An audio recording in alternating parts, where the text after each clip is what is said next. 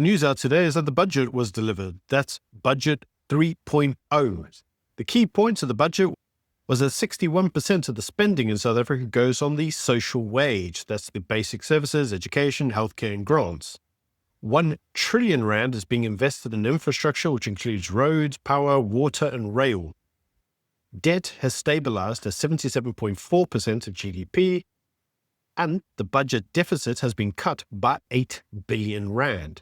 The primary surplus is expected to grow to 2.1% of GDP by 2027, with the daily debt servicing costs amounting to 1.2 billion.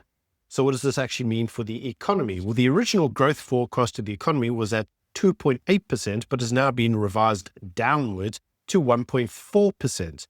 The reason for that is the global downward turn, logistical issues such as Transnet and high borrowing costs.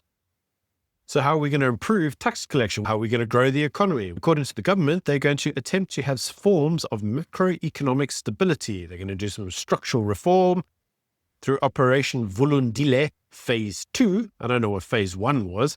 They're going to have improved state capacity and accelerated infrastructure investment with reforms in energy, water, logistics, and the visa regime. They're also going to address forms of inequality through the production of title deeds and low-cost housing. So what does this all mean in terms of revenue measures? Well, the VAT increase has been canned, but you're going to see fuel levy increases from June. SARS is expected to get 7.1 billion from improved tax collection, and by 2026, the budget proposes new tax measures to raise an additional 20 billion. That's if needed. What are those new measures? I don't know. The COVID-19 relief grant has been extended till 2026. And as you will recall, come 2026, next year, we're expected to have local government elections. So 1.4 billion has been allocated to that. The government aims to reduce ineffective spending by targeting waste, with the idea being that work needs to be done to reduce the overall state spending bill with staff.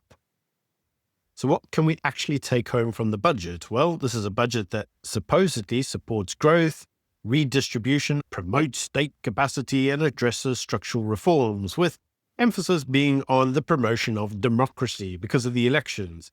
What we are seeing from the budget is that there's no budget in there for NHI.